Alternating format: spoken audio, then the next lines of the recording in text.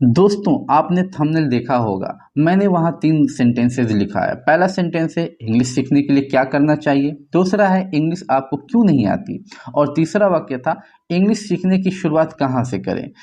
तो फ्रेंड्स, मैं इस वीडियो में आपको तीनों प्रश्नों का जवाब देने वाला हूं और एग्जाम्पल के साथ मैं आपको बताऊंगा कि आप इंग्लिश क्यों नहीं सीख पाते हैं। तो चलिए वीडियो हम लोग देखते हैं। फ्रेंड्स, जब आप इंग्लिश सीखना शुरू करते हैं तो आप जो बेसिक चीज़ें हैं उसे छोड़ करके बहुत कुछ दूसरा आप सीखने लगते हैं। ठीक है, तो इससे क्या होता है कि आप जो है जिस ट्रैक पे आपको चलना चाहिए आप उस ट्रैक से नीचे उतर जाते हैं। ठीक है, और एक चीज़ आपको हमेशा अपने दिमाग में रखना है कि आप जो है इंग्लिश हिंदी के थ्रू हिंदी से आप सीख रहे हैं। तो मैं आपको बताने वाला हूं कि आपको सबसे पहले किन चीज़ों को जानना चाहिए, किन चीज़ों को आपको सीखना चाहिए। ठीक है, और यह कैसे आपको इंग्लिश सीखने में मदद करेगा, हेल्प करेगा। तो सबसे पहले मैं आपको इन चीज़ों को बताता हूँ। ठीक है, तो जो सबसे पहला चीज़ है वो है नॉलेज ऑफ वर्ड्स, यानी आपके पास शब्दों की नॉलेज होनी चाहिए। शब्दों की नॉलेज से मतलब यह है कि आपको यह पता होना चाहिए कि कौन सा वर्ड ग्रामर से क्या है, उसका यूज़ कैसे होता है, हम उसको सेंटेंस में कैसे यूज कर सकते हैं, यानी उस शब्द के बारे में आपको सब कुछ मालूम होना चाहिए। और जो दूसरी बात है वो है ट्रांसलेशन, यानी आपको हिंदी से इंग्लिश ट्रांसलेट करना आना चाहिए। ये दो चीज़ें बहुत इंपॉर्टेंट है जब आप शुरू में इंग्लिश सीखना स्टार्ट करते हैं। ठीक है, आपको बहुत बड़े बड़े कॉम्प्लिकेटेड सेंटेंस नहीं याद करने हैं, आपको नॉलेज ऑफ वर्ड्स गेन करना है, आपको नॉलेज ऑफ वर्ड्स जो है लेना है। ठीक है, और उसके बाद आपको ट्रांसलेशन सीखना है। अब मैं आप लोगों को एग्जाम्पल दे करके बताऊंगा कि आप लोग जो है इन दोनों चीज़ों को क्यों सीखेंगे और इसका यूज़ कैसे आप इंग्लिश सीखने में करेंगे। तो उस चीज़ को मैं आप लोगों को दिखाता हूँ।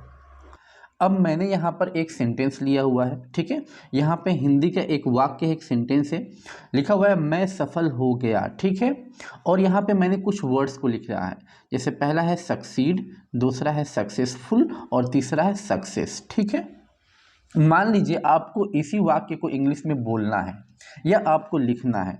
ठीक है, मैं सफल हो गया, इसको आपको इंग्लिश में बोलना है या आपको लिखना है। ठीक है, तो आप जो है कैसे इसको बोल पाएंगे या कैसे आपको लिख पाएंगे ये मैं आपको बताता हूँ। ठीक है, और आप कहाँ गलतियाँ करते हैं इंग्लिश सीखने में। ठीक है, यूट्यूब पे बहुत सारे टीचर्स हैं जो आपको बताते हैं, ठीक है, इंग्लिश बोलना सिखाते हैं, लेकिन आप सबसे पहले अपने कमजोरियों को पकड़िए कि मेरे अंदर कमजोरी क्या है, मैं इंग्लिश कहाँ से सीखना शुरू करूँ। ठीक है, तो देखिए यहाँ पे 3 वर्ड जो है, 3 वर्ड्स हैं।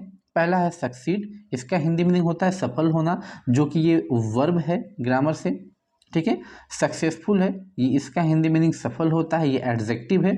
और तीसरा जो वर्ड है वो है सक्सेस, इसका हिंदी मीनिंग होता है सफलता और ये नाउन है। मैं आप लोगों को इन तीनों वर्ड्स का यूज करके इस वाक्य को बनाऊंगा। ठीक है, इसको इंग्लिश में मैं ट्रांसलेट करूंगा, बारी बारी आप देखते रहिए। ठीक है, तो ये जो वाक्य लिखा हुआ है ये पास्ट इंडेफिनिट में है, हमको ट्रांसलेशन आनी चाहिए। सबसे पहला तो है हमको ट्रांसलेशन आना चाहिए। ठीक है, उसके बाद शब्दों के बारे में जानकारी होनी चाहिए। तो मैं इसको ट्रांसलेट करता हूँ, मैं सफल हो गया, तो मैं का इंग्लिश जो होता है आई। ठीक है, और यहाँ पे देखिए सफल होना ये वर्ब है तो सक्सीड।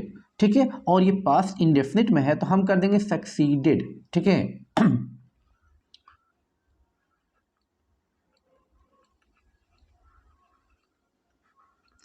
सक्सीडेड, आई सक्सीडेड, मैं सफल हो गया। अब देखिए इस वर्ड का मैंने यूज़ किया, इसके सेकेंड फॉर्म का यूज़ किया, तो सक्सीड का हो गया सक्सीडेड, आई सक्सीडेड, मैं सफल हो गया। ठीक है, ये वर्ब है। वर्ब आपको मालूम होगा जिसके हिंदी अर्थ के अंत में, हिंदी जब आप मीनिंग निकालेंगे तो अंत में ना नी आता है। ठीक है, तो वो मेन वर्ब होता है जिससे किसी काम का करना या होना मालूम पड़ता है, तो वो वर्ब होता है। ठीक है, तो ये वर्ब है, इससे मैंने इस वाक्य को ट्रांसलेट कर दिया, मैं सफल हो गया। ठीक है, तो इसको ट्रांसलेट करने के लिए ट्रांसलेशन मुझे जाननी पड़ी। ठीक है, मुझे ट्रांसलेशन आना चाहिए और शब्दों के बारे में जानकारी होनी चाहिए। अब इस वर्ड का मैं यूज़ करता हूँ, इसका देखिए ये जो है एडजेक्टिव, इसका मतलब होता है सफल। ठीक है, तो अब कैसे इसका यूज़ करके इस वाक्य को ट्रांसलेट करेंगे, तो देखिए मैं का सबसे पहले मैं आई लिखता हूँ। ठीक है, अब देखिए ये जो है एडजेक्टिव है, तो इसका मतलब होता है सफल। मैं सफल हो गया, तो सफल का इंग्लिश तो है एडजेक्टिव, यहाँ पे है सक्सेसफुल, लेकिन हो गया का इंग्लिश जो है हम लोग को लगाना पड़ेगा। तो होना का इंग्लिश होता है मान लीजिए बिकम, ठीक है, तो बिकम का सेकेंड फॉर्म हो जाएगा बिकेम, ठीक है, बिकेम, ठीक है। आई बिकेम, मैं हो गया, तो मैं क्या हो गया, अब लिखेंगे आप सक्सेसफुल, तो हो जाएगा सफल।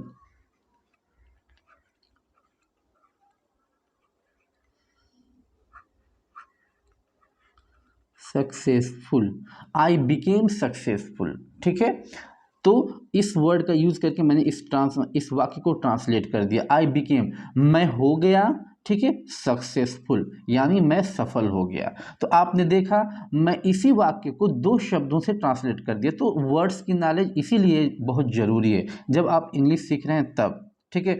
अगर मान लीजिए इस वाक्य को आप रट लें, इसी सेंटेंस को आप रट लें, आई सक्सीडेड, मैं सफल हो गया, तो आप रटे हुए हैं, केवल एक ही वाक्य को जानते हैं, आपको ये नहीं मालूम है कि मैं इस वाक्य को दूसरे शब्दों का यूज करके भी ट्रांसलेट कर सकता हूँ, ठीक है। तो आप रटी रटाई हुई बस इंग्लिश जानते हैं, आपको दूसरी इंग्लिश नहीं मालूम है, ठीक है। तो इसीलिए ज़रूरी है कि आप जब इंग्लिश सीखना शुरू करें तो सबसे पहले आप वर्ड्सों पे ध्यान दीजिए और ट्रांसलेशन पे ध्यान दीजिए, ठीक है, क्योंकि आप जो है इंग्लिश हिंदी से सीख रहे हैं, ठीक है। आपके पास वैसा एटमॉस्फेयर नहीं है, माहौल नहीं कि सब लोग इंग्लिश बोल रहे हैं, ठीक है, तो आपकी भी इंग्लिश जो है सुन करके या बोल करके उसमें आपकी इंग्लिश सही हो जाएगी, नहीं। आपके आसपास जितने भी लोग हैं हिंदी बोलने वाले हैं, ठीक है। तो आपको इस जगह से, इस पॉइंट से शुरू करना है आपको, ठीक है। अब देखिए मैं इस वर्ड का जो है यूज़ करूँगा और इसी को, इस वाक्य को मैं फिर से ट्रांसलेट करता हूँ, मैं सफल हो गया, ठीक है। तो ये हो गया आई, ठीक है। अब सक्सेस मीन्स होता है सफलता, ठीक है। तो यहाँ पे मैं कर देता हूँ गॉट, आई गॉट। गॉट का हिंदी मीनिंग होता है, गेट का होता है पाना, गेट, गॉट, गॉट, ठीक है। आई गॉट, मुझे मिल गया या मैं पा लिया, क्या पा लिया, सक्सेस।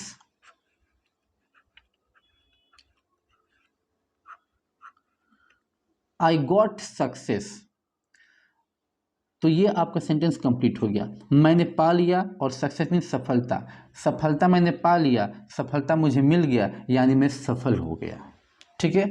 अगर आप इन तीनों वाक्यों का यूज़ करते हैं इस सेंटेंस को बोलने के लिए, तो ये तीनों सेंटेंस जो हैं इंग्लिश के ये सही हैं।